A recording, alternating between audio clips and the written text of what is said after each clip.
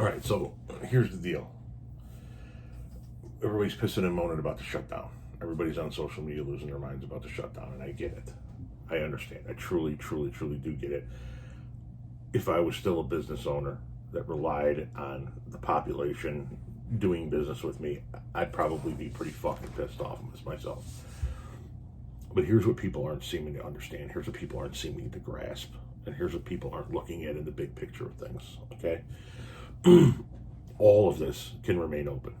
Every last bit of it.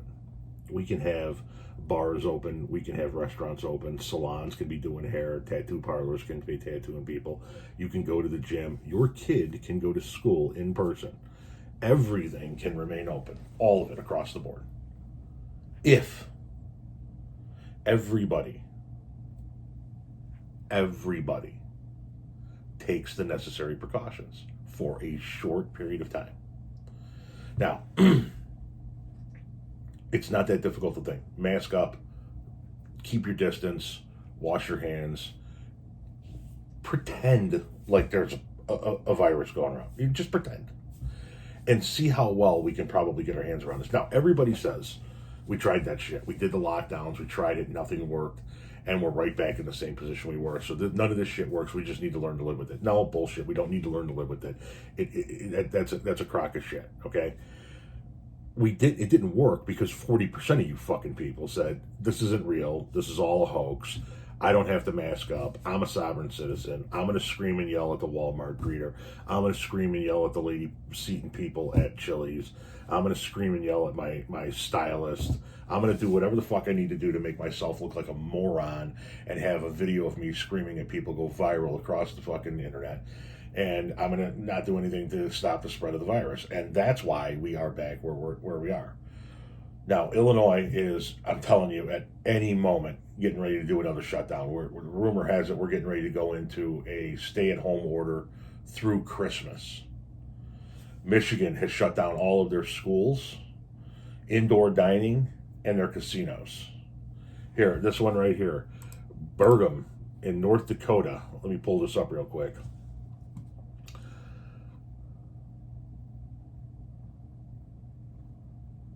Governor Doug Burgum on Friday declared a state of emergency in North Dakota related to the global virus pandemic, but announced that K-12 schools will stay open for now. His declaration, which he called a state of calm, came in the wake of President Donald Trump declaring a national emergency. The state declaration gives the governor additional powers, such as the authority to activate the National Guard and waive certain regulations. They are freaking out in North Carolina. Okay, there is a mobile morgue set up in El Paso County because El Paso County is averaging now over 1,000 new cases a day, and they can't keep up with their dead.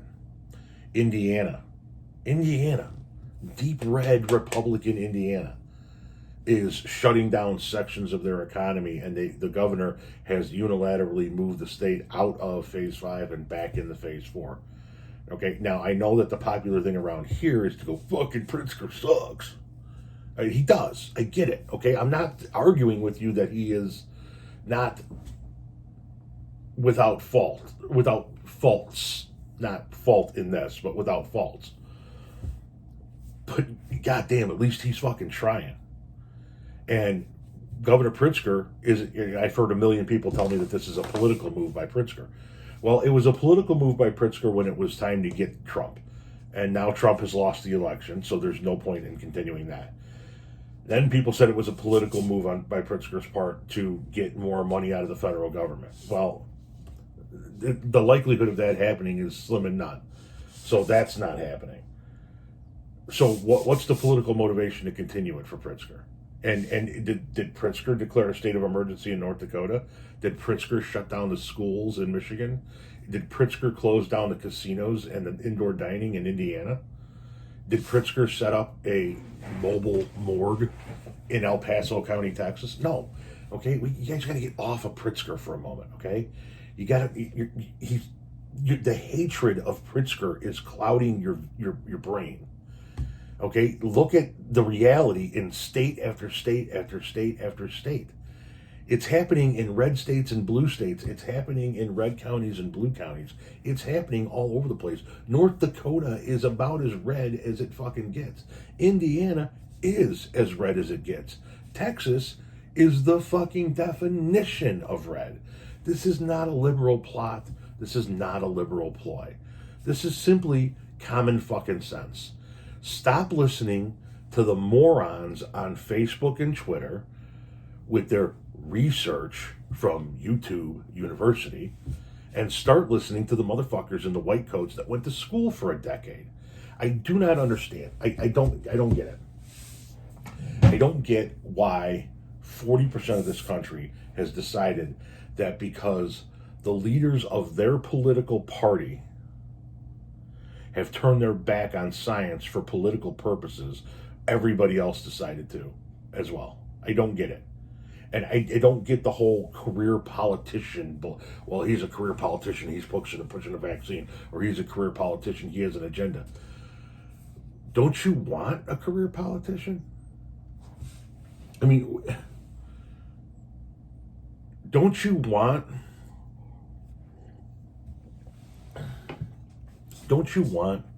the most experienced person that's been doing the job for the most amount of time to come in and work on your plumbing? Okay, there's a gentleman by the name of Bob here in town, and because this is a political video, I'm not going to say his name, and I'm not going to say his company name as to not tie him to it. There's a gentleman by the name of Bob that lives in town here. That's an excellent plumber. Has been plumbing for a very long time. I'm calling Bob for my plumbing. I'm not calling Bill the out-of-work mechanic because he says he can do it. It doesn't make any fucking sense to me. I want people working on my house, my car, and my body that have gone to school, gone to a trade seminar, have been taught, have gone to a union, have experience. But for some reason, all of a sudden, 40% of this country says, nope. If he's been a politician before, we don't want him. And what's fucking hilarious about this whole fucking thing is that in 2008, when that election season was going on, when we were looking at McCain and Obama vying for the presidency in the post-Bush era, what was the big argument against Obama? Well, he's got no experience. He has no experience in government. He hasn't been in government long enough. He doesn't know what the fuck's going on. And 8 years later, your argument is he's got too much experience? Hillary's been in the government for too long. Joe Biden's been in the government for 47 years. They got too much experience? What the fuck is too much experience? Okay, and I understand power corrupts. Power corrupts everybody to some degree. I have no problem with term limits. We have presidential term limits. I have no problem with putting senatorial term limits or congressional term limits. I have no problem with putting Supreme Court term limits, if I'm going to be completely honest with you. I know that turns it into somewhat of a political position. But I have no problem with term limits. But I do have a problem when people say they have too much experience. Now, if you want to point to them and say, listen, they've been doing it for 4 decades or 5 decades or 3 decades, and I have a long track record of them fucking it up for 3, 4, or 5 decades, then that's a conversation we can have. But to look at somebody and say, well, he's never been a politician before, he's a businessman, that's who we want running our government, that's who we want to be our elected official, is, I'm sorry to say it because I know friends of mine that say it is quite possibly the single dumbest fucking argument I have ever heard for why anybody should vote for somebody for an elected office. Because they've never done it before? That is literally the only fucking arena ever in which you people would ever say, you guys are never going to hire a fence company with no experience. You're never going to go see a doctor that's never seen a single client. You're never going to take your car to a mechanic that's never worked on a car before. It's just not going to happen.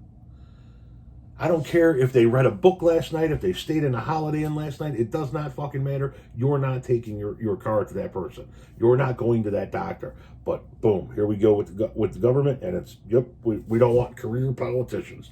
No, you don't want to put me on motherfucking record right now that I do want a career politician. I want somebody that knows what the fuck they're doing. And you fucking people should be hitting your knees and thinking whatever fucking God it is you pray to, that Joe Biden's the one coming into office right now. Why? Because Donnie Douchebag is completely putting the gumming up the works when it comes to the transition. And you got somebody that was actually in the White House for 8 years coming into that fucking building that actually knows what the fuck's going on. Not somebody that is going to need to find out where the bathrooms are on day one because the transition team were being a bunch of pricks. At least you got somebody that has been there before, and you're going to fucking want that right now. I'm telling you. Yeah, put me down for wanting career politicians. And put me down for wanting career politicians that want to listen to the fucking doctors and the scientists, not the conspiracy theorists and the more. I mean, you fucking people are coming to me with Candace Owens. Candace fucking Owens? Let me tell you something right now. If your argument is, well, I got this article from Candace Owens, you've already lost the argument. Candace Owens has to be one of the biggest dumbasses I have ever heard speak in my entire fucking life. And there are people in this country, there are people in this fucking town that actually think Candace Owens would make a great fucking presidential candidate someday. And that's a level of fucking crazy I can't wrap my brain around. That if Candace Owens won one state, I would throw up if she won a single fucking state in this country. This is the woman who said, and I'm paraphrasing because I don't have the quote in front of me. This is the woman who said that had Hitler not tried to go outside of his country doing what he did, everything would have been fine. If he would just focused on making Germany great again, then everything he would have done would have been fine. I shit you not. It's fucking crazy. Let me see if I can find it here while I got you. Because fuck it, I'm making videos and I can do that. Candace Owens. Okay. I actually do not have any problems at all with the word nationalism. I think that definition gets poisoned by elitists that actually want globalism. Globalism is what I don't want. So when you think about whenever we say nationalism, the first thing people think about, at least in America, is Hitler. He was a National Socialist. But if Hitler just wanted to make Germany great and have things run well, okay, fine. The problem is that he had dreams outside of Germany. He wanted to globalize. He wanted everybody to be German, everyone to be speaking German, everybody to look a different way. To me, that's not nationalism. I'm thinking about how we could go back down the line. I don't really have an issue with nationalism. I really don't. I think it's okay.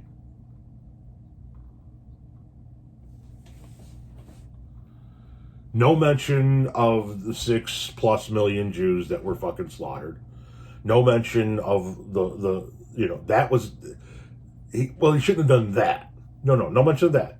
As long as he just would have kept it inside of Germany, she would have been fine with it. You'd vote for that? Because listen, I already know you're a cult member because you voted for Donald Trump, but if you're telling me you'd vote for that, you're a dumbass cult member. Your brain is fucking mush. That is fucking insane. I don't get it. But whatever. So, any hoodles. The main purpose of the video was to, like I said, explain how, if we just listen to the scientists and we take an ounce of precaution, how about we try it? Let's do it that way. Okay? 40% of you said, I'm a sovereign citizen, I don't have to wear a mask, I don't have to listen to you, so you guys can go fuck yourself, and you went about your day. And we're right back to where we started, or probably even worse. How about we try it the way the doctors say? Mask up, stay 6 feet apart, wash your hands. Give it a fucking shot. Let's try it that way. Open everything back up and try. Everybody try. Not a single fucking person, not one charity running around going, nope, Fuck you and your masks. Everybody try it. And let's see if we can get a hold of it. And if it doesn't work, then we'll all get together and go, you know what? Fucking masks are useless. Pitch them all, open everything up, and let's see what the hell happens. But if we try it and it works, then could you at least admit that, hey, maybe they were fucking right and we should just listen to them a few times a year? I mean, we just lost everything. We lost 4th of July. We lost the NCAA tournament. We lost regular baseball. We lost the NBA finals in regular capacity. We lost the swimming pools. We lost fucking everything. Carnivals and festivals and parades and weddings and funerals. And we've got drive-by birthdays for kids. And the whole fucking spring, summer, and fall shot in the ass. Now we're going to have things like Christmas parties being canceled and Christmas festivities not happening because of COVID. How much more are you fuckers willing to fight this? Because I'm telling you right now, 2021 is going to be a fucking carbon copy of 2020 if you don't fucking do something. It's just, that's it. Kids are going to stay in remote learning. Nothing's going to be opened back up to full capacity. And you're not going to have 4th of July again next year. You're not going to have festivals again next year if we don't fucking do something.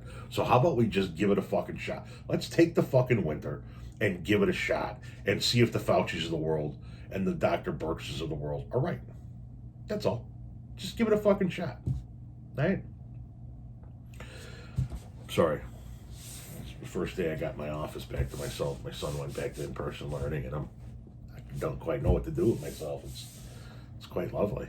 I got my skulls and my mini guitars and Map of the World, Bob Marley. So, all right, anyway, more videos to come for sure.